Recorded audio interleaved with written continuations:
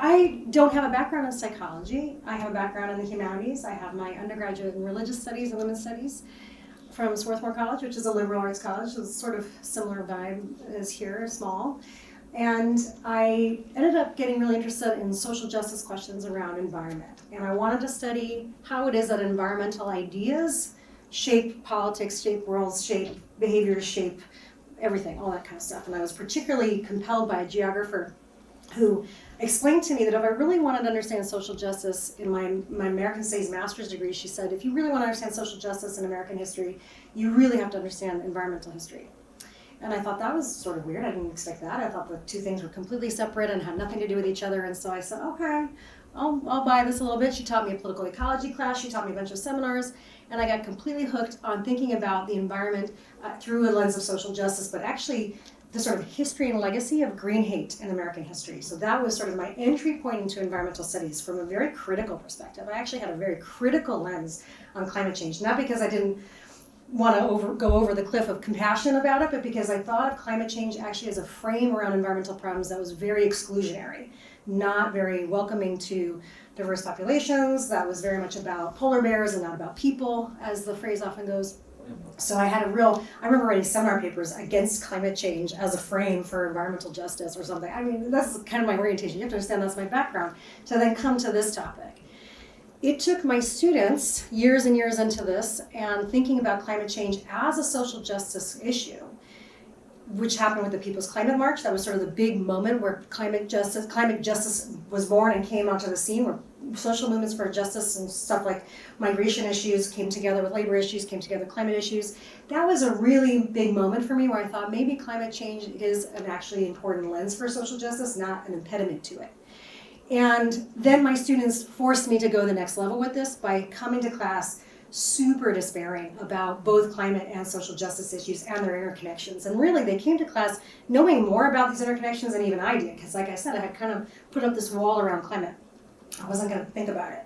And it was through my students forcing me to reckon with how bad things were, taking away my own wool from my eyes and my own climate denial, if you will, that I started to think, you know, these students are not going to be the climate warriors that our brochures tell them they're going to be when they graduate. They can't even come to class, right? They're like so despairing that there's no way we're going to fix this problem, and it's going to become a self-fulfilling prophecy. So that is the premise of where I dove into the psychology. That was when I said, okay, in order to make sure my students are okay, I need to go look at how people have dealt with despair in the past.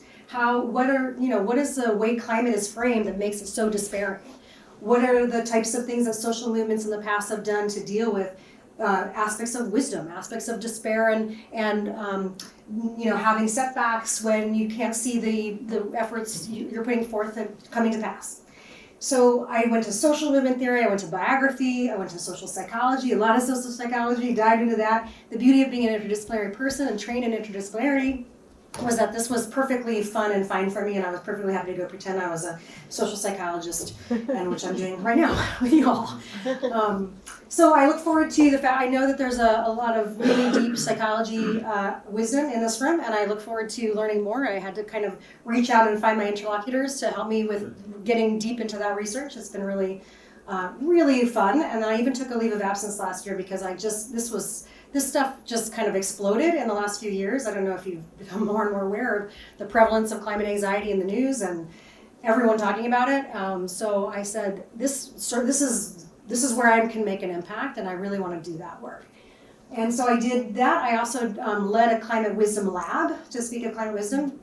A climate wisdom lab with a colleague where we do professional development workshops to sort of figure out how to apply what's in the book into our lives, mostly for educators, but for nonprofits, all kinds of people. It's just been a really fun year, and so I'm really honored to be here. I've kind of toned down on book talks and labs and practice of this kind, but so it's really fun to come back and talk about it. And what a welcome. You all have just really taken such good care of me, and the students are so great here. You all are so lucky.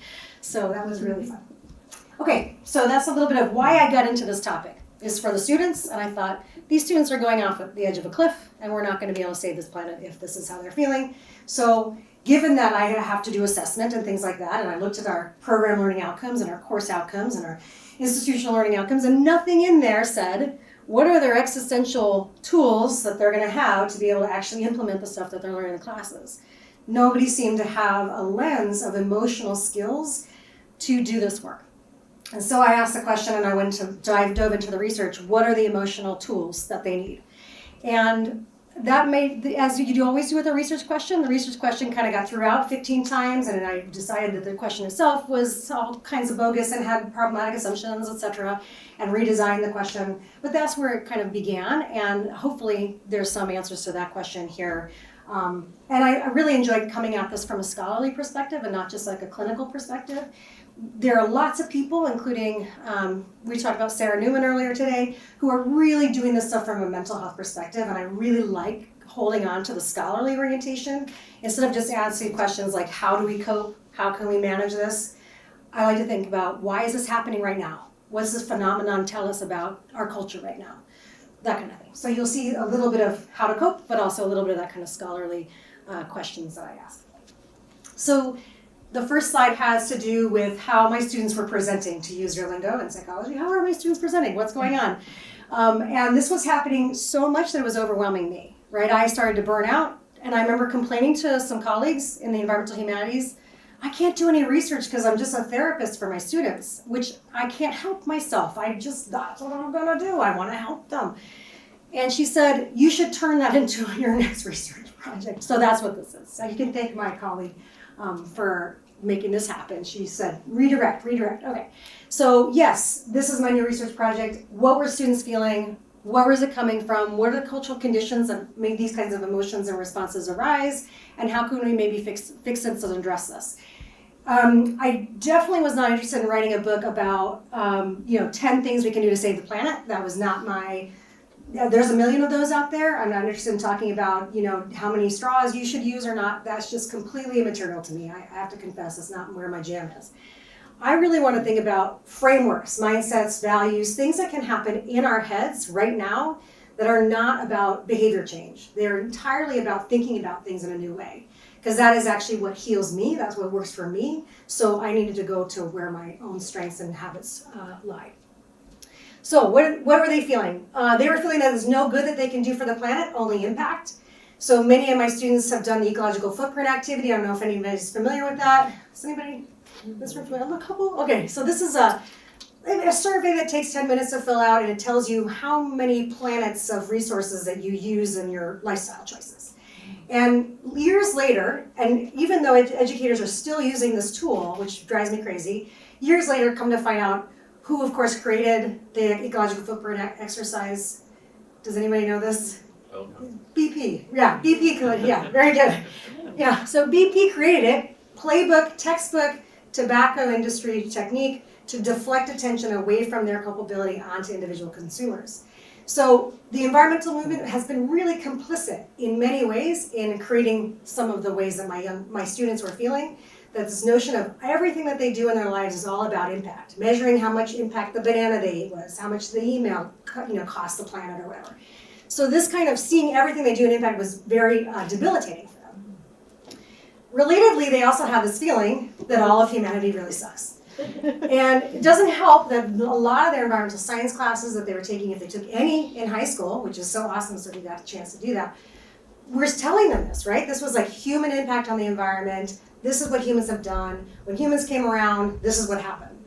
But this unfortunately does not parse out what specific activity of those humans, right? The putting of carbon into the atmosphere and why that happened, which particular humans were responsible for that, whether or not any other humans could possibly do anything good for the environment, millennia of indigenous peoples who actually live in symbiotic relationship with the environment and actually enhance biodiversity, or any of this sort of thing, right? So the complexity around all of humanity's sucks is completely lost, but this is how most of my students feel. And honestly, it takes a lot of work to undo this one. I don't know if any of you have encountered this one in students. It feels like, oh, I'm so woke, all humanity sucks. No, it's not true. They feel alone and crazy in the intensity of their feelings. So just naming climate anxiety, it's amazing what happens to people. Oh, that's a thing? I'm not alone, it's got a name? Really quite healing just to even name it. And they often, as a result of the things that they were learning in college in my classes, would go home for breaks and stuff and have like fights with their families and have big ruptures, and it was very destabilizing. They were coming at things from sort of justice lenses and bringing things home, or getting all kinds of stuff around climate and going back home to where Uncle Bob drives the big truck or whatever and having these fights, right? Not having any kind of skill around how you talk about these difficult conversations. We just sort of give them all this content, tell them all these terrible things, and then send them off into the world, you know? So this was, I started to think, oh, that's okay, I don't care if they have conflict at home, it's none of my business. But it made them not want to come to class. It caused this cognitive dissonance, this double bind, or this sort of split personality feeling about guilt and not belonging in college, or having to choose college over their families and those sort of things. And it's all of a sudden, yes, their emotional lives and their home lives, it matters in the classroom. The problems of climate change are too big and interconnected to solve. So this one is the scale of climate change is so big, and I'm just this little person, right? The scale, real mismatch on scale, which I've spent a lot of time writing and thinking about. Multiple articles and things if you want a citation list about that later, but this particular one is probably the biggest one I see and hear all the time. And I can talk about this until I'm blue in the face, and until people actually do some practices to see themselves not as small and to see the problem as not as big as it's presented, it's very difficult to get people out of this. Humans are past the point of no return. So there's this conversation I was having earlier with some students about, are we living in a story where we're about to be past the point of no return? In 2018, the IPCC report said basically to young people who were like 16 at the time, who are in college and seniors now, by the time you're 25, it'll be all over. And they're like, well, I'm 16, what do I do with that information? It's kind of horrible. It's existentially horrible. And they're being taught this stuff in their classes and not given any kind of tools to think about what happens when they're 25 on this planet, right? If it's easier for them, this is something that actually sociologists have done a lot of studying around. This comes from Frederick Jameson and all kinds of folks. But the notion that it's easier for most people, actually most Americans, not just young students, to imagine the apocalypse than a post-fossil fuel society. This is a crisis of the imagination that's easily addressed in the realm of the imagination. Earlier, Ingrid and I were talking about the availability heuristic. If all students are ever consuming and watching on their social media and on TV and in movies and Hollywood is apocalyptic type stuff around climate change, then availability heuristic tells them that that's what they think is going to happen. It sounds really obvious and intuitive, but if you take that quite seriously around climate information and climate news, that's pretty horrible, right? So how do we get them to imagine a post-fossil fuel society? We're never going to build a post-fossil fuel society if we can't imagine it. If students do not activate levels of imagination and desire for an alternative world, then they're certainly not going to engage in this for their lifetime. So I was thinking to myself, burnout is happening with my students, despair is happening with my students. They don't even know. I learned as I was sort of beginning to think about these things, I did an activity with my students where I asked them to imagine the future. And the whole thing just bombed, and they basically told me, I'm sorry, I couldn't do the activity because I couldn't even imagine the future. And that was when I thought, oh, no, we're really not going to be okay if they can't imagine a future they desire. They feel that their life course is unclear and it won't be like previous generations. And there's all kinds of demographic data that says that this is true, and I won't get into the details of it. But particularly, there's a strong feeling in this generation, and Gen Z I'm talking about, that it's cruel to bring children into this world. And I want to pull out that environmentally, there's been oftentimes a reproductive refusal as part of environmental behavior. In the 70s, people didn't were against population growth, zero population growth movement. All of that stuff around population happened. Paul Ehrlich, the population bomb. There was so much energy around population. And so a lot of environmentalists just refrained from having children because they didn't want to add that impact. For better or for worse, that has its whole history to it. There's a really strong feminist critique of that I won't get into right now. But the arguments for not having children now are quite different, and it's existentially different. The reason the young people don't want to have children now is not because they don't want to participate in impact, but because they literally don't think the planet will be habitable for their children. That is a very different existential reason to refrain from having children than wanting to reduce your carbon footprint, right? I think it's existentially frightening. And it's fine, people cannot have children. I have no problem with that. I'm not normalizing that having children is the way forward in the world. I'm just saying it's interesting that people feel that worried about what the future world's going to be like. It's a good indicator. I come up with this term eco-nihilism. My students have this sort of nihilistic sort of like, it doesn't matter, nothing matters, right? And it becomes kind of an excuse to disavow yourself from the work. And that was something I was first calling out students. You're not even going to have the courage to step up to the plate. I remember thinking, this is the easy way out. And I was frustrated with them. But you can't blame them, right? For thinking, I'm just going to check out and not even come to class. A lot of my students also stopped coming to class because it didn't feel active enough, right? We're not like fixing the problems enough right now. And so this was also during a time when many of my students went off to Standing Rock and participated in activism there and just decided higher education, college, what is the point, right? It's not going to fix any of these problems. And of course, recently we've seen a lot of evidence about with emotions around anger, betrayal, resentment that has been deployed in international courts of law around using the term moral injury to get politicians to change behavior and to be more accountable.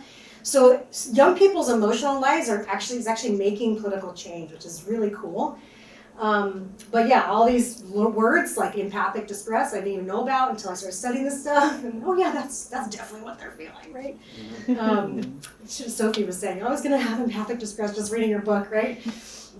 So this turns out that this is really generational. Just to give you evidence around generation, in the U.S., this is a Pew Research Center data, and I don't want to talk about Greece and South Korea, okay? I don't know what's happening there. But over here we see that we really see a generational difference happening between the blue dot being older generations and the green dot being the younger generations. The level of worry, the opposite way around, I'm really sorry. The green dot being the older generations, the blue dot being younger generations, and you can see that the level of worry is overwhelmingly generational. And then most recently in the Lancet 2021, there was the largest survey study of young people, 10,000 young people ages 16 to 25 in 8 different countries around the world, so both global north and global south. I thought was really interesting. They did a comparative approach. Very important research needs to be done around that. Not enough is happening. But it turns out that both from an environmental justice perspective, we know that young people are going to experience climate change on the front lines like women and young people are going to be the ones who experience the front lines of climate change the worst and the first. And also young people feel climate anxiety more so than others. So of that group, 10,000 people, 60% said they felt worried or very worried about climate change. More than 45% of those questions said that their feelings about climate change affected their daily lives. And 3/4 of them thought that the future was frightening. Over half thought that humanity was doomed. 1 in 4 don't want to have children because of climate change, the same research showed. So I recommend checking out this report if you're interested in diving deeper into the data. It's the largest report done of young people's climate emotions that has happened yet. Fascinating. So this is really happening. This wasn't just my students, right? And in the middle of writing the book, the 2019 youth climate strikes happened, and I thought, oh my gosh, this is actually happening everywhere. Everyone's freaking out about this whole generation. Okay, so where am I going to go today? I've already gone a lot of places, to be fair, but I'm going to talk about why emotions are important for addressing climate change. Probably don't need to convince you all here in the room. It sounds like this is probably your area of your sweet spot. I want to talk about one particular chapter, and then end with just a couple of the basic insights from the book that I want to frame as deep inquiries rather than proclamations of truth to help you explore kind of your own orientation to some of these ideas. And hopefully we'll have some time for Q&A. So why do emotions matter? This is sort of like a little survey of chapter 2 of my book, where I talk about why emotions need to be understood for coping with the Anthropocene. First of all, you all don't need me to explain this. You're all pretty versed in this concept, but it turns out, no surprise to you all, that emotions dictate decision-making more so than reason-based appeals. So we live in a world that's constantly saying it's fact, it's fact, it's fact. We're sort of post-fact, right? And so we know, because we're post-fact, that emotions determine our decision-making and our behavior far more than reason. It has been that way forever, right? That's something that researchers are starting to prove and show more and more, but it's particularly important because we live in a post-enlightenment culture that thinks that reason is a dominant thing, that logic is the thing that's going to make everyone make decisions. All the time. I used to teach freshman comp, so I know that there's some comp people in the room, and I remember students would come in and I'd say, which kinds of appeals do you think are most persuasive to people? And they'd always say, facts, logic. That's how I change my mind and determine my behavior. And of course, that's a presumption that we're increasingly learning is false. Importantly, also, I want to point out that the ability to engage in meaningful work despite setbacks is what I'm calling in the language of my book and my talk, resilience. This is how I think of resilience. There's some problems with the term resilience, but I'm just going to hang my definition on that for now. That resilience, inner resilience, ability to do work despite setbacks and no evidence that what you're working on is ever going to yield the results that you want. This takes a particular kind of emotional intelligence that I talk about a lot in the book. Secondly, the science of emotions tells us that different types of emotions shape our climate behavior in different ways. And it depends on the demographic, it depends on the context. Everything about different emotions, how they evolve in different types of populations and communities, how, for example, just as a most sort of gross, obvious example, men, people who are identified as men have been trained to express their difficult emotions through anger, whereas women are trained to express it through sadness, right? This kind of thing. Or the people of color are not allowed to express anger in a particular way, or it gets, registered as something much more terrible than if a white man were to do that, right? So there's codes, racial, gender, demographic, positionality codes that are all related to the ways that we express these different types of emotions. And different types of emotions in environmental psychology have been proven to leverage environmental behavior and change more so than others. So all of this means that there's a lot to study, right? Emotions really do have everything to do with how we're going to get more people doing stuff, how we're going to do stuff. So for example, like guilt has been the kind of modus operandi of most environmental arguments. Environmentalism has long deployed the emotion of guilt to get behavior to change. And there's increasingly studies that is now backfiring, or it's not working, or only changes behavior for a short period of time. So what is the emotion that we need to leverage to have longer term engagement and behavior change? Well, the answer is it depends on the context, of course, but it turns out that because our brains are pleasure-seeking machines, emotions that feel good tend to make people engage in things for longer than emotions that feel bad. I mean, that sounds really obvious, but the environmental movement mostly hasn't figured this out. And from mindfulness stuff that you all know here that the suppression of emotions that are difficult, like grief and anger and the difficulty of facing climate change, oftentimes will make people engage in behaviors that make things worse. So we were talking about this earlier in one of the classes about how when we're doom scrolling on our social media and we see the polar bear, the next thing that comes up is buying that nice pair of shoes, and gosh, that would make me feel better. So I'm going to buy the pair of shoes to get rid of my feeling about the polar bears.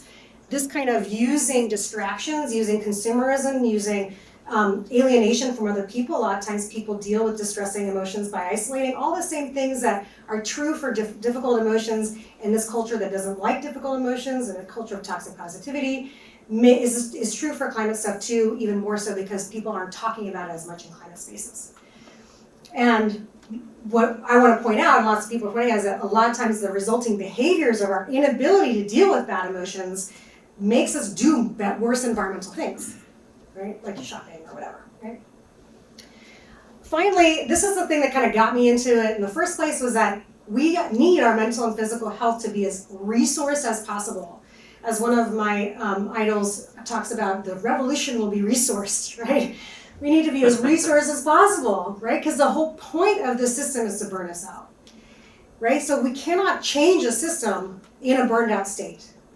And if we're going to change the system, if we care about changing the system, we have to take care of ourselves. And that's really the simple, this is not rocket science, right? But I think the climate movement has been really, really late to this insight. Another way of thinking about this is through thinking about leverage points in a system for change. And I use this because this is not just psychological insight. This is an environmental economist, Danella Meadows, who would even say that the most important leverage point in a system for change, right, is not what's happening on the surface, right, fixing politics. It's not actually fixing economic systems, which would be awesome. It would be great if we could do that. She actually says that the number one leverage point for the biggest bang for our buck for our effort to change a system is the mental models, values, beliefs, what I consider emotional intelligence, mindsets, inner capacities, stuff that's right here and available for me to work on anytime I want. Right? I think one of the things that really despairs students, and myself included, is that feeling of not being able to have any agency in changing the conditions of this problem. Climate change, again, feeling so big and me feeling so small, can't touch it, can't do anything about it. The beauty of this insight is that you can do it right now. Another way of putting the Danella Meadows image, I love this kind of fulcrum in the ball thing, right? Like you can change all these awesome things, and lots of people are doing a lot of these changes around climate. It's really cool. But, and it would be nice to change all these things, like the rules and the system. We feel like those are bigger things to change that are more important to change. But actually, for the best effect, it's over here, right? It's in this, mental models. I just think this is such a great way of thinking about. If Donella Meadows is saying this, then it has to be right? Gus Speth, another huge advocate for climate, sustainability, sustainable development expert, has this to say about it. I used to think that the top global environmental problems were biodiversity loss, ecosystem collapse, and climate change. I thought with 30 years of good science we could address those problems, but I was wrong. The top environmental problems are selfishness, greed, and apathy. And to deal with these, we need a spiritual and cultural transformation. And we scientists don't know how to do that. There is a myth in environmental studies that the only people who are going to make any change around the climate are the scientists. And that actually is, first of all, I fundamentally disagree, and I take umbrage with that as a humanist. However, it is also a great form of an excuse to not participate, right? Like, we'll let the experts deal with it. We'll let the technicians and the scientists deal with it. I think that this disavowal of the responsibility onto scientists is one of the sources of our problems. The spiritual and cultural transformation that we scientists don't know how to do has to happen at a cultural level. To go back to Donella Meadows, this is a culture shift. And the beauty of culture change being the #1 place where this should happen is that we all can do that right now. That's not something we have to wait around for some magical politician to do. At least in a democracy. Well, we have one. Okay, so another way of putting it, sorry, cynical, no I'm not. Paul Hawken says it even better. I mean, this just sort of distills why do emotions matter. He says, the most radical climate technology on Earth is the human heart and mind, not a solar panel. And when I read that, I was like, Paul Hawken, you just summarized the whole point of my book. Thank you very much. I read this after I wrote my book, so I now think of that really should be the title, right? Like, thanks, Paul Hawken. This is what this book is about. And I just talked about chapter 2. So good for us. We can tick that one off the list. We're moving on. We're going to talk about chapter 5, and that's it. I'm going to kind of go over the other ones a little bit, but at the end with the deep inquiries. So does anybody know what this image is? Really? This is what happens when you hang out with psychologists who aren't climate people.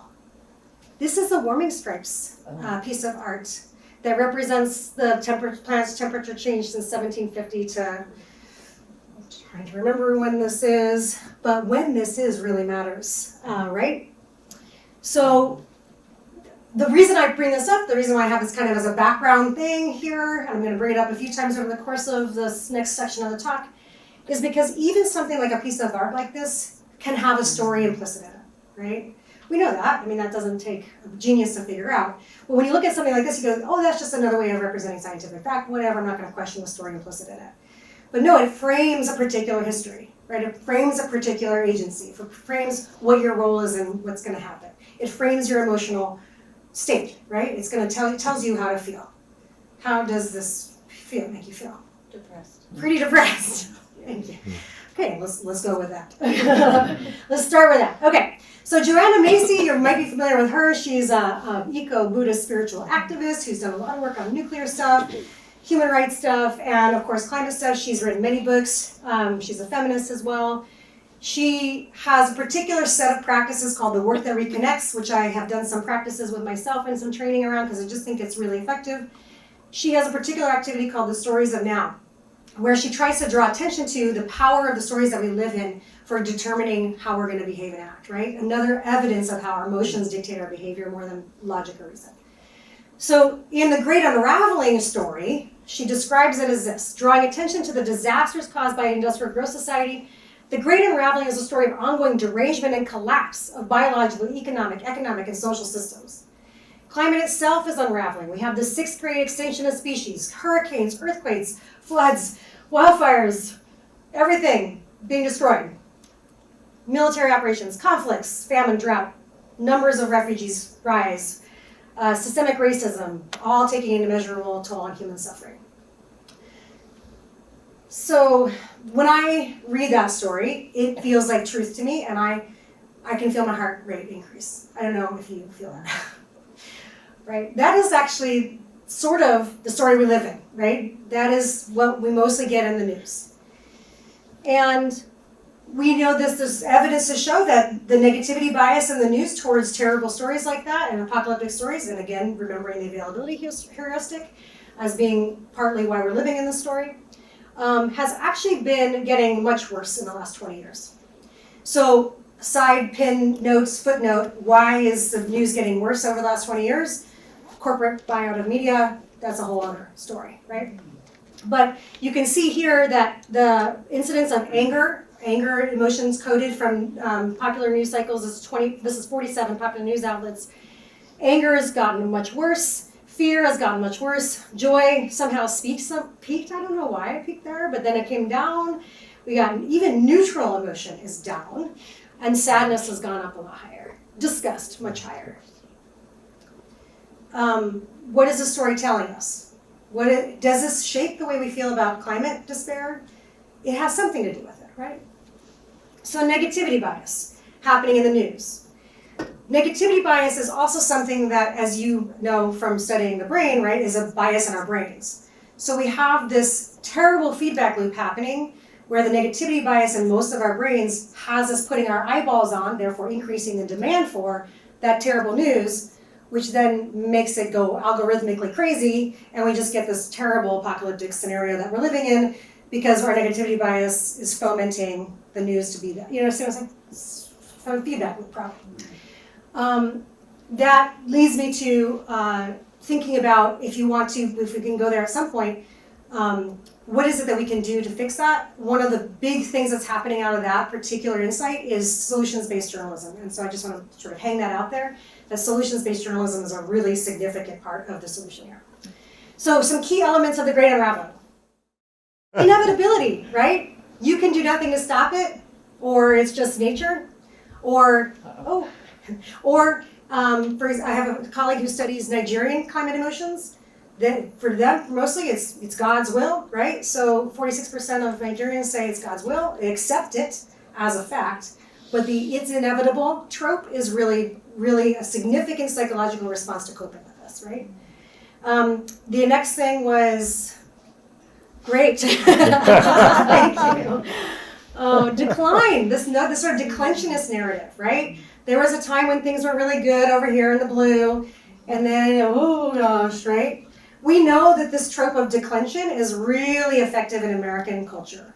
We have a long tradition of this if you study American rhetoric, in the American Jeremiad. We have this in biblical language. It's deeply steeped in sort of Western culture, American culture. We see this even implicit in something like Make America Great Again, right? There's this notion of a decline from a golden age.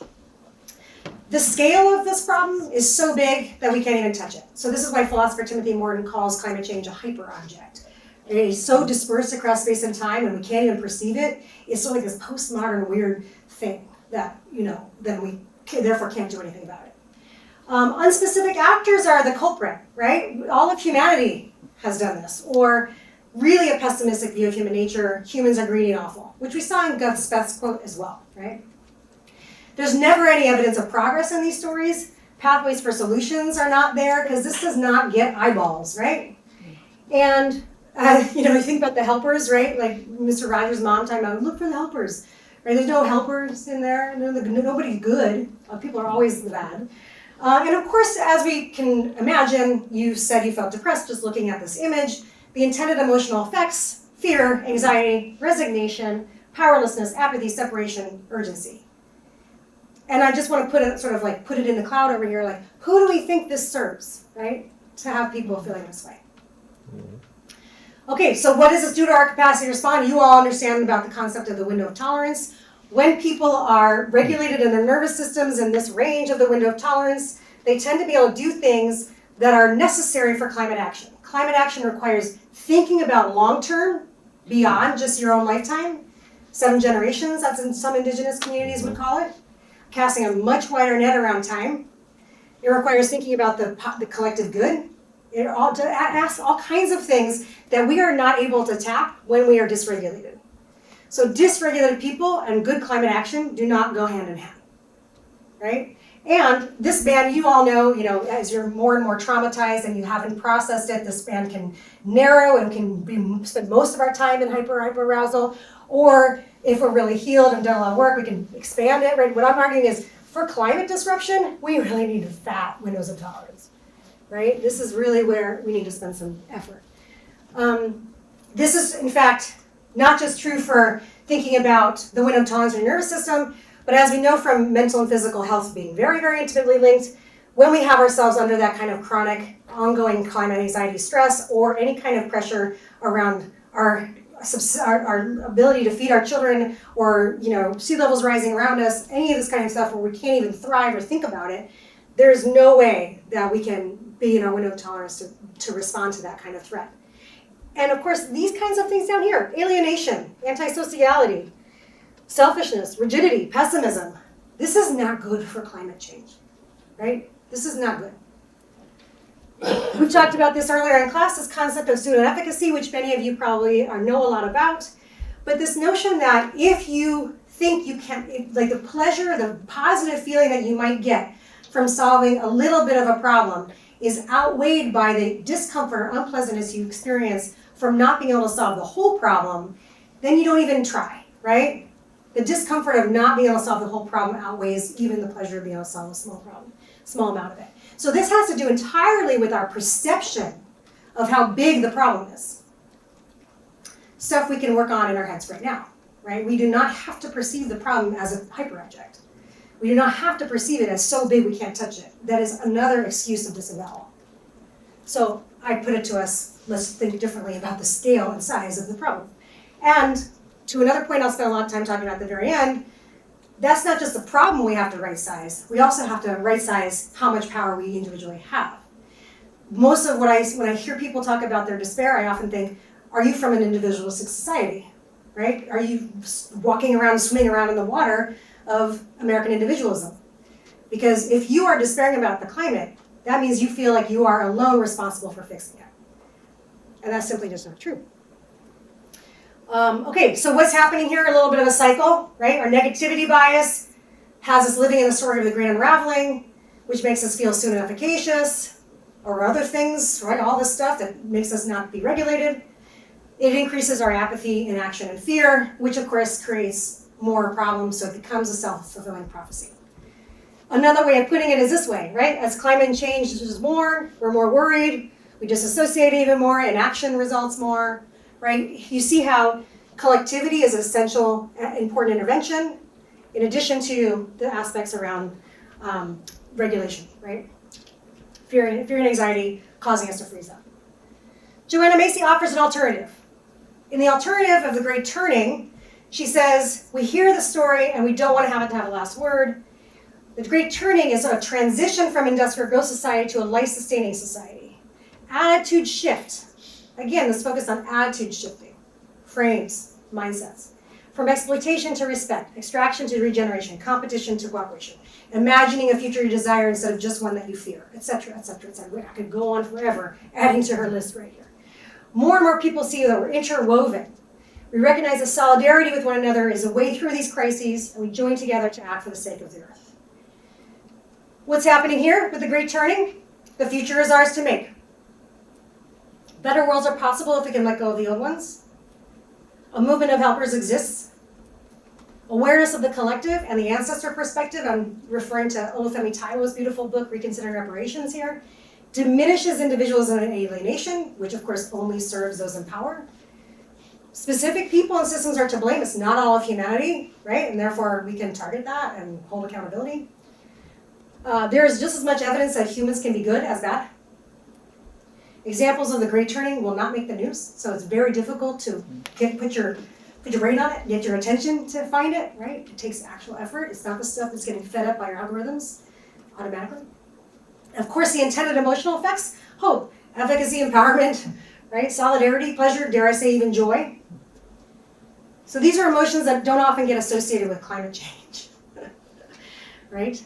What would it take to do that? Okay, so we see that the Great Turning is something that also people who have not really benefited that much from the status quo are perfectly happy to welcome on the Great Turning, right? And they see themselves as already part of the Great Turning. The beautiful Indian novelist Arundhati Roy famously said, sort of in her essay, The Pandemic as a Portal, a lot of this sort of invitation to think of the Great Turning happened in the moment of the pandemic, right? People who are not attached to the status quo were saying, bring on the next thing, please, right? We did not benefit from this. Arundhati Roy, right? On a quiet day, I can hear this new world breathing. Valerie Carr, on the eve of the 2016 US presidential election, said, what if this darkness we're experiencing is a darkness of the womb and not of the tomb? Right? This notion of a transition.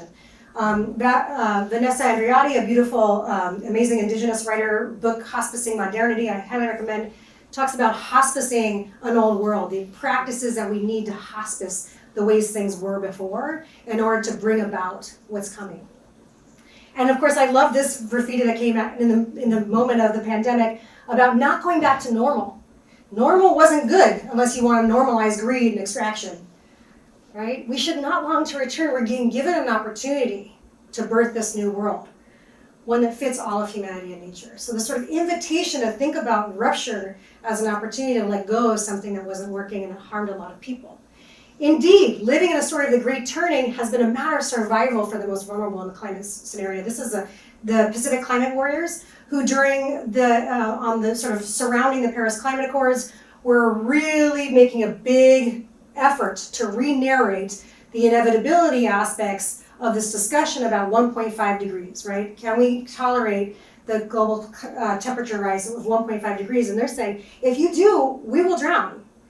And do not make that inevitable. The inevitability part of the great unraveling, they were rewriting here, right, by saying we are not drowning, we are fighting, right? It's not inevitable, right? And how critical it is to not participate in the great unraveling in service of the people who are the most vulnerable, right? Some people even say climate despair is a luxury. Okay, so what do these stories reveal about us? How do they shape our actions? What story does the planet need us to live in? These are the kind of takeaways from Hack the Story, from this chapter.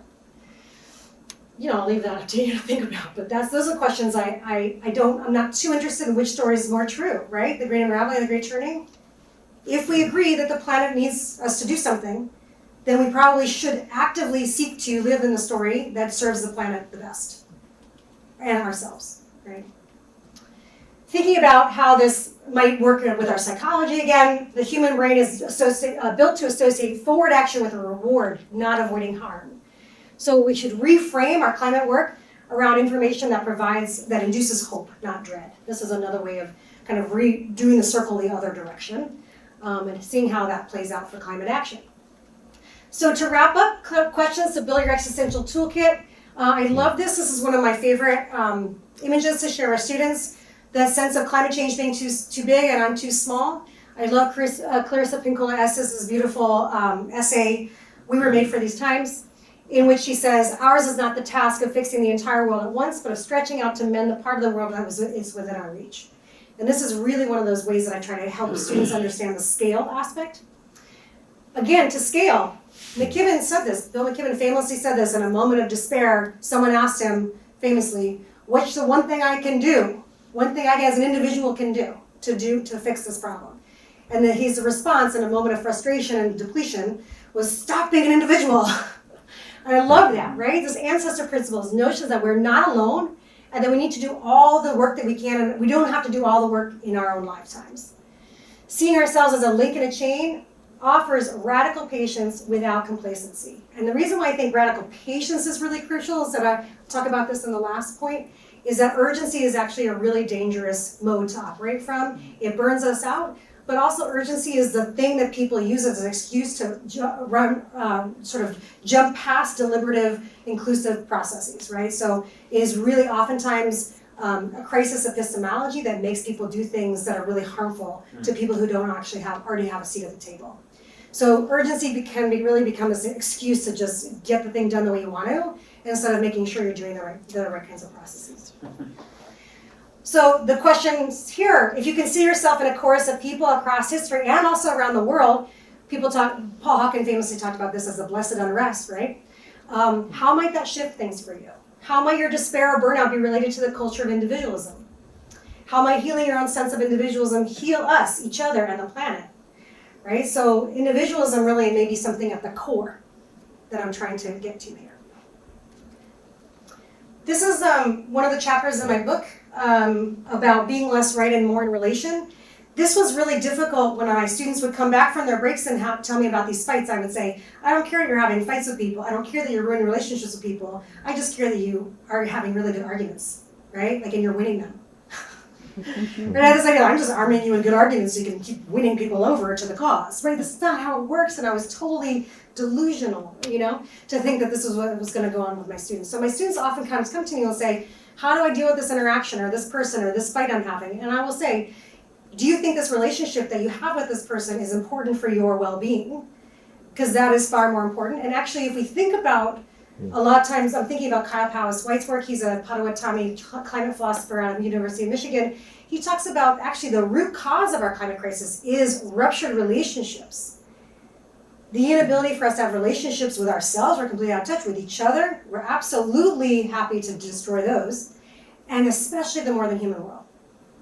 So if relationship is the medicine for all of these problems that we're having, what would that mean for our desire to be more right?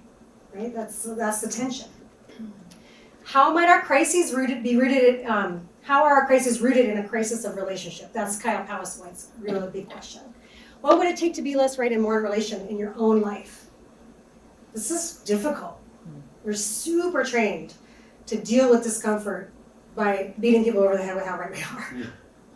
Right? In our intimate relationships, on social media, in classes. We even do like debates in classes, right? Which is about who's more right. Do we do things in classes that are similarly about repairing relationships? When students start infighting with each other in classes, do we focus on that as a lab for what they need to be doing in the world? Not so much. This is not how most higher education is designed. What would it mean to prioritize relationships over other deliverables, right? So we think about the expediency, the productivity, the need for deliverables and outcomes in whatever setting we're in, whether that's higher education or some corporate situation or even a nonprofit.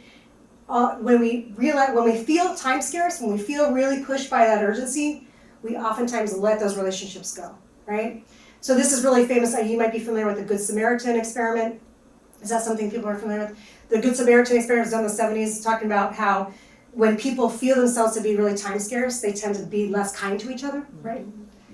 So this notion that the more fast we feel, the less time we perceive ourselves to have, the less we care about our relationships, right? So how can we maybe reprioritize that in our lives? It requires kind of slowing down. I know it's a crazy thought. The environment might need us to do that, right? Counterintuitively, not the urgency argument around climate, but quite the opposite.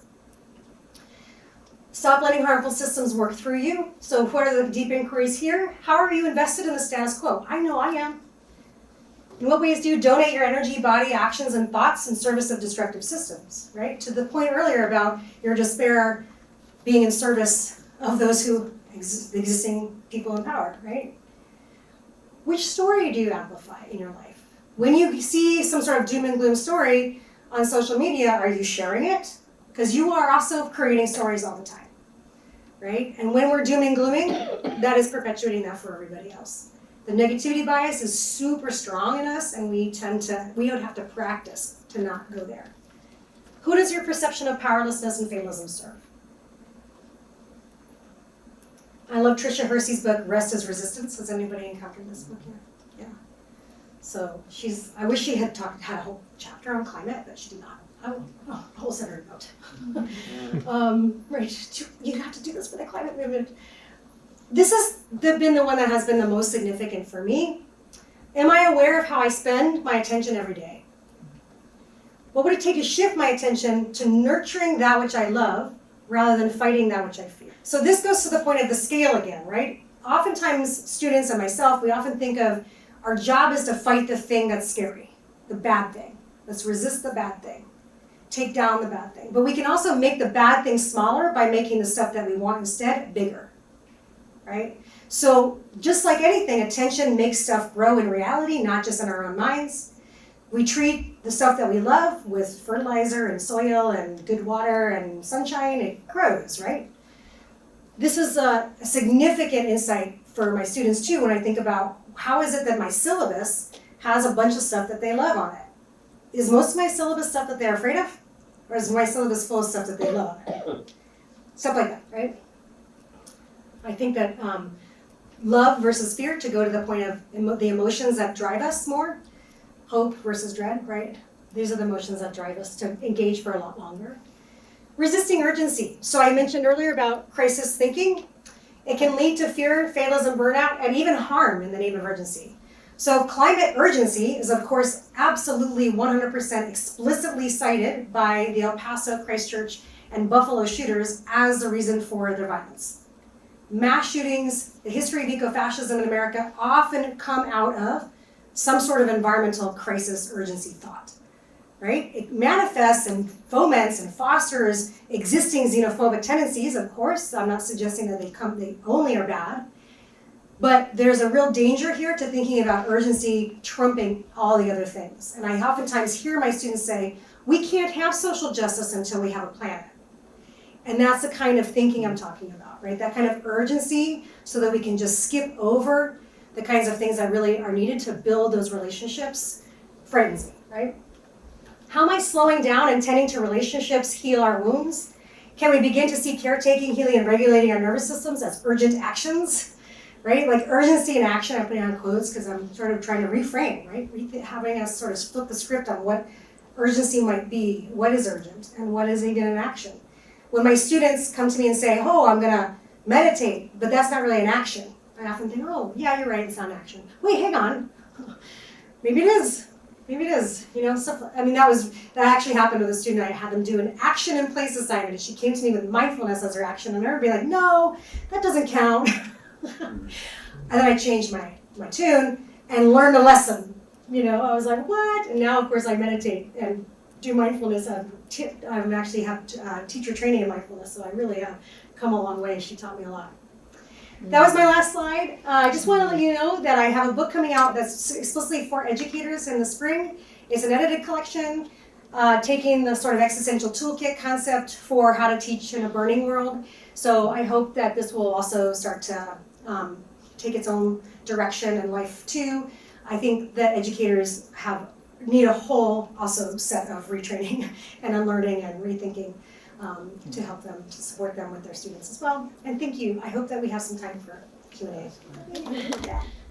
So this is about this book. Yeah. I'm really interested in that because I want to be a future educator. Great. But I want to be a elementary, like that's what I'm majoring in, Yep. elementary education. How do you think I can go about being an elementary school teacher and keeping that passion for climate justice? Like, how can I combine that? I get that question a lot, and I always say, oh, I don't do K through 12, ask the experts. But I actually have an answer for you because I feel like I probably should come up with some answer. And again, Sarah Newman from the Climate Mental Health Network and the Climate Psychology Alliance of North America have really good resources for youth. And it's sort of nice to know that there are people talking about youth, and then I can sort of hang out with the college students. But I have learned some things from these people, and I'll do my best to channel them in this answer.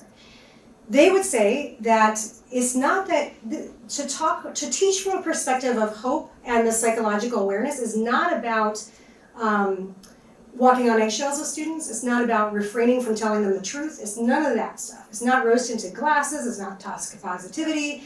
All of these things that one might say push back on, hey, Sarah, I don't really want to go there with my students because then I'd have to be lying to them about how bad things are. On the contrary, with that age level, so there's all kinds of important aspects about child development and brain development that are really important to know. If we think about what happens to young people when they feel that their world is unstable, the kinds of things that happen to them permanently around trauma, this is also true when we think about telling them that the planet that they live on is not going to be the same. This is a profound trauma to impose on a young person, and not because they are getting you wrong or they're misunderstanding, but that there's an actual deep uncertainty about their viability, what their future is going to be like. So people who are child development experts are saying, it's great to bring K through 12 climate education into K through 12. Everyone's so excited about that, right? Something like 65% of American parents want climate education in their public education, which is great, right? But there really does need to be age-appropriate teaching. And I think there's increasingly people are starting to figure out, for this age group, this is how we do it. For this age group, this is how we do it. This is the level of nuance we can handle at this age. right? So I think, first of all, being really explicit about what developmental level they're at and therefore what they can handle without being completely undone. Just bringing climate education into the curriculum is not enough, right? We have to bring our awareness of their mental development and emotional development. However, along those lines, two major kind of themes that stick out to me from what the experts are looking at. One is they're not going to begin to even care about climate change or figure out how to perceive it or deal with it if they don't already have a love of the environment. So the very fundamental basis that we're lacking profoundly in general in America is even any kind of environmental awareness or education at all. The stuff that comes with things like wonder, beauty, awe, fascination, curiosity, delight, joy, fun, play. Like there's just so many things that are age appropriate, that are about environmental education, that don't have anything to do with how screwed up the environment is or how evil people are, right? Like that whole story, people are evil, the environment's screwed. We don't need to do that to 5-year-olds, right? What they need is to cultivate a love for nature. They need to learn about all the different species of birds, which, by the way, are all being renamed. 48 species. Did you hear about this? So crazy. I'm so happy about it. Anyway, so, stuff like that, right? And so to that point, solutions also. So awe, love, a basis for environmental knowledge, and solutions, right? Here are the helpers. Let's look at stories of those, right? Because agency is critical. At even a very young age, a feeling of I can participate in the solution is absolutely essential. So to the point about the birds, right? So I just want to share with you, my 13-year-old has to bring in news stories to her classes every day. And, you just send out a bunch of 13-year-olds to go get news stories. They're going to bring in all kinds of horror. And I'm thinking, why would the teacher do this to them? They feel, irrationally upset about this. And I want to go in there, march in there, and tell him something, right? But I just keep thinking, okay, so Hazel, we're just gonna keep giving you solutions journalism. Everything she brings, she'll be like the one student coming in with, hey, we fixed this over here, and that policy was changed, and over in France they're doing blah blah blah. It's a little bit rose tinted at this point because it's black and white thinking at 13. But at least there's some element of awareness for her that she doesn't have to participate in the negativity bias of dominant news sources. Even in 7th grade or wherever she's in, right? So to me, that's an ignorant assignment. Please don't do that. That kind of thing, right? Like you don't just ask students to bring in the news. It's just terrible. The psyches of these poor children. Anyway, sorry. I get all bothered about this. It seems like a simple thing, but I'm very upset about it. I don't know if that helps. So awe, beauty, solutions. Yeah, awesome. Yeah. Hi, my name is Josie. Thanks, Josie. You had mentioned that you did workshops, so I'm just curious, like what kind of audience that you have, where you kind of do workshops. Oh yeah. What type of. Yeah, the workshops were we created this thing called the Climate Wisdom Lab, and we sort of pitched it as professional development for educators. And we went into high schools, private high schools mostly, because we were trying to charge some money because I was on leave. I was like, I didn't money. And it's like this tension, right? And then Centers for Teaching and Learning out of universities were the kind of the main audience that we were looking at. People were bringing us in for common read stuff to support different things. And then we had a couple of gigs with things like the EPA, the Canada EPA, a couple of nonprofits, Save the Redwoods League, like nonprofits who are thinking about these things are saying, let's get some tools because our staff are burning out, right? Because burnout in environmental spaces is big, right? And climate spaces especially. And it's really significant. There's a report that just came out, the one I mentioned with the revolution being resource, it's called the Climate Burnout Report. And it talks about climate burnout, especially, and it aggregates for gender and race. And also income. So it tries to make connections between race, gender, income, and the likelihood of you burning out in a climate space. Super interesting report. I highly recommend it. Just look up Climate Burnout Report. But yeah, burnout in environmental spaces is huge, and my colleague and I were trying to support them. But as a result of the fact that climate spaces don't have a lot of money, and we had to do that, we've sort of stopped doing that, and he's asking for external funding so that he can deliver them for free. He's like, we gotta do something different because this model isn't working. somebody cares about people, the hard workers in climate spaces being resourced, they'll give me some money and then I can go do that, you know. So yeah, he's kind of running with it, which is great. Yeah. Did that answer your question? I don't know what your curiosity was about that. Yeah. I just wanted to know what kind of people go to the workshops. Yeah. That's okay. Yeah. Nonprofits, burnout, people experiencing climate burnout in their work, you know, not seeing these people trying to save the giant sequoia, right? They were like, it is not looking good. Help me out. Okay, how do we make lemonade out of this? You know, I mean, it's not easy, and you don't. And it has a lot to do with figuring out how you actually accept that your stuff isn't going to come out the way you want it to. How do you still do the work? Still get up every day? Still find pleasure to take you to work? It's hard, Jesse. Oh, even I feel it. Jeez. Oh, I gotta go back to work after this. I'm having so much fun here. Save me. Thanks, Jesse. Yeah. You mentioned kind of diving into the past about kind of other generations that have experienced despair. I was wondering what lessons you learned from that diving into the past. Diving into that. So I was really interested in looking at leaders who had been parts of social movements, right? So like the Civil Rights Movement, the American Indian Movement, Feminist Movement, anti-apartheid, Indian independence, like there's sort of available stories about these leaders and how they dealt with the fact that this was going to be really, really grim. And we see leaders all over the world still in this state, right? Things are not looking good, but they're devoting their whole lives to it. And one of the things that came from it, and there's sort of many answers to your question, and I love this question, so that's great. One of the things that came from it was that if you were doing this is like Václav Havel and a bunch of other quotes that I can think of from my book, basically saying, if you are doing the work because you expect to see an outcome that you desire in your lifetime, then you are actually not attacking a big enough problem. I can't remember if that was Stone who said that. There's somebody who said something like, if you need to see the results of your efforts, then you're not taking on a big enough problem, right? And there's that sort of notion of the ancestor principle that there's various different stories that talk about, you know, the building of the cathedral, multi-generations of imagining that you're just bringing the project as much forward as you can and that your descendants will take it the next step forward and that this will have this longer arc bending towards justice, as Martin Luther King would say, but there's no guarantee, right? So what these folks would say is there's other reasons I participated in it. There's other reasons I found that motivated me to do it. And that's what I feel like people need to tap. And it's going to be very unique to every individual, I think. And we do that inner work, like what's in it for me that's beyond some deliverable or outcome that I need to see, or that I want to see, to make me do the work. Like I remember having a conversation with my husband at some point about recycling or something, and he was like, it doesn't matter.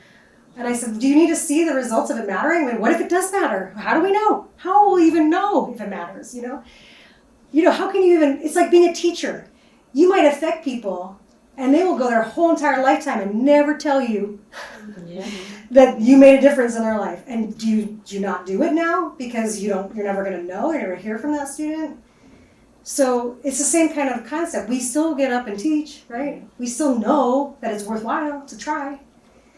So I had this conversation and I was like, he needs to see the outcomes of his efforts in his lifetime immediately. And that's really constraining, right? That really constrains us. So one of the insights is this shared experience of finding some other reason to do it besides needing to see the outcome that they hope for. That's just one example. Does it help students at all to connect with the fact that other generations have struggled with that? Yes, it does. Thank you for saying that. If you give them these biographies, even if they're just short essays, like the beautiful book, The Impossible Will Take a While, that's one of the books that I love on this. It's just short essays. And it's super inspirational from a lot of movement leaders just saying, hey, we didn't think we were going to make it. This is what we thought at the time. Any success we ever had, we never had any guarantee of it. The like unglamorous, masses of effort that had to get to happen. And Rebecca Solnit's work is really great here too. The masses of work that had to get to make it so that even something like Greta Thunberg could happen in 2019. All of those other people are not going to be nearly as much limelight as she is, but it mattered. right? No one's ever going to thank them. If we need to be thanked, Right. then it's we're not asking the big enough question, right? Thank you. But yes, that's huge. And one of the ways that social movements pass on this knowledge, right? This is wisdom that they're passing on, right? Social movements will say, it's not just about the heart, the hand and the head, right? We're not just making action and fixing things and with our hands, and we're not just thinking through all the problems with our heads. We also have to cultivate a heart that is up for the task. And many social movements already get that, right? They have had to get that out of survival. And the climate movement has just not done that work, in large part because it's been very, very privileged, right? So the climate movement has sort of happily moved along as if they don't need any existential skills. They can get through all the problems with their heads and their hands. But all of a sudden they're realizing, oh, maybe we need some heart skills too. Who has those? Who can teach us those? Oh, all these wisdom traditions that have been doing this forever? Wow, thank you, you know? So this is one of the really neat ways that social movements are kind of coming together around climate. Yeah, such a cool question, yeah. Yeah, great. I was going to ask something similar, I guess, about ecofeminism. Back in the early 90s, I studied that in graduate school, and I feel like I never hear about that anymore. But so much of what you're talking about is about valuing interconnectedness, relationships, emotion, the heart work, and not to get essentialist on you, but this is all so feminist, and yet ecofeminism feels like this kind of the goddess movement. Like, is there some kind of a happy medium where we're still seeing overt feminist philosophy, deep ecology? Like, there was all this stuff happening in the early 90s. And I'm not sure if it's still there. It's because of essentialism, it's been kind of kicked to the curb. And also a really important correction happening out of Black feminist movement and all kinds of other, indigenous feminist movements, really important corrections. However, the places where I'm seeing this happening is very vibrant is actually in, like Leah Thomas's book is called Intersectional Environmentalists. I don't know if any of you have heard of that work. The intersectional environmentalist movement, all kinds of people who come from the justice world and are coming to climate have a long legacy of that. And they're doing important educating and correcting in that space, in those spaces. It's not pretty, honestly. And it's similar to the ways that ecofeminism kind of got corrected. The climate movement is having that now happening. Sort of whiteness implicit in climate spaces, is having some really good important corrections happening. Yeah. But Intersectional Environmentalist is a great book. It's a really great intro book. It's a fabulous book to teach for freshmen if that's something. It's got lots of good key terms in it. Gives you the sort of history of how Black feminist thought has shaped intersectional environmentalism, all kinds of really great things in there. But yeah, that's where that work is happening, where I see it happening the most. And also indigenous stuff, right? So like Sherry Mitchell's book, Sacred Instructions, not to mention Ronald Kimmerer's book. These are the spaces where that work is happening, where it's already assumed that the heart matters, and that wisdom traditions matter, and that some other way of being in the world, some other epistemologies are going to be really essential for climate work. Yeah. That's where I take a lot of my personal guidance from, right? Like, let's figure this out together, I am very fortunate to be on a campus that is, first of all, a Hispanic serving institution, but also in one of the most still vibrant indigenous communities of California. So the highest per capita population of indigenous people are in the counties surrounding Humboldt County. And the sort of cross-fertilization and education, Sophie and I were just talking about prescribed burning and what's happening on the Klamath. You may have heard the undamming the Klamath. This stuff is just land back stuff that's happening there. It's really cutting edge, amazing stuff. Yeah. I honor their work. Let's try to support them. Anybody else have any other questions before we wrap up? I just wanted to remind everyone or let you know that thanks to Tracy's hard work, we have a graduate student who's interning in the counseling center, and she's offering a mindfulness workshop, kind of a chance to talk about climate emotions at 3 o'clock tomorrow. 3 to 4:30, yeah. 3 to 4:30, and so I have the link. Anyone's interested in sharing that with your students. Not sure the best way to get that out, but we have sent it out across some programming to undergraduate students, at least through email and things like that. But we acknowledge that this is a hard topic, it's complicated, And so we wanted to make sure we had some resources available to support students. So thank you so much. I forgot to thank you in the beginning for helping with all of that too. Anybody can email counselingcenter@leslie.edu and I'll get you the link. Yeah, great. And I would just want to have a round of applause for an amazing job.